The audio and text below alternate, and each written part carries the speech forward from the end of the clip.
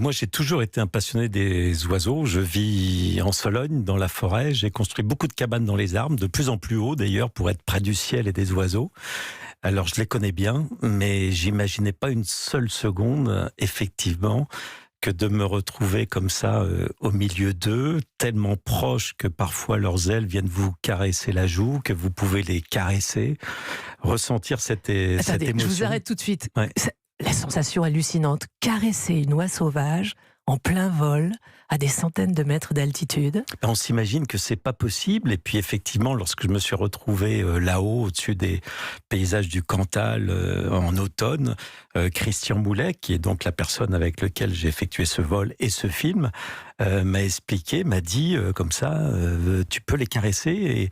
Et ce qui est incroyable, c'est que les oies vous regardent, l'air de dire attention, faut pas appuyer trop fort sur mes petites plumes parce que c'est ce qui permet de me diriger. Enfin, c'est bouleversant. Et d'être comme ça au milieu des oies, de voler avec elles, de faire presque partie du vol, c'est effectivement une émotion absolument incroyable, d'où effectivement mon envie qui a été immédiate d'en faire quelque chose. Mais c'est l'ornithologue Christian Moulet qui vous avait lancé l'invitation, c'est ça ? Oui, c'est par l'intermédiaire d'un ami commun que voilà, ce fou passionné qui donc du coup bien évidemment m'intéressait, m'a fait parvenir cette invitation à venir voler avec lui.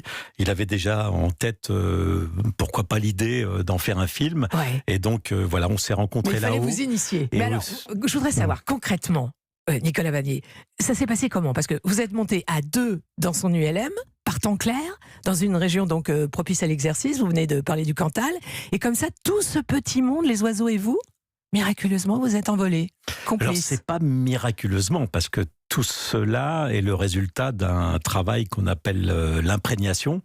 L'imprégnation, c'est que certains animaux sur cette planète reconnaissent pour parents le premier être vivant qu'ils voient. Et donc une petite oie, lorsqu'elle naît, lorsqu'elle crève la coquille d'un œuf, si elle voit un être humain, en l'occurrence par exemple Christian Moulet, ça devient son papa, sa maman qu'elle va suivre indéfiniment.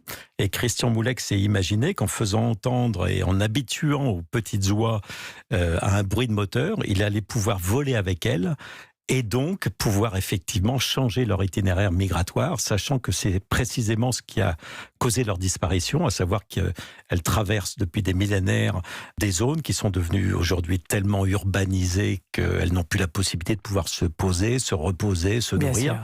Et donc la seule possibilité pour pouvoir sauver cette espèce, qui en l'occurrence sont ces oies naines avec lesquelles on a fait ce film, eh bien était de reprogrammer en quelque sorte le petit GPS extraordinaire C'est qu'elles ça. ont dans la tête, en volant avec elle. C'est ce que Christian a réalisé, ce que j'ai fait avec lui, ce que j'ai trouvé absolument époustouflant.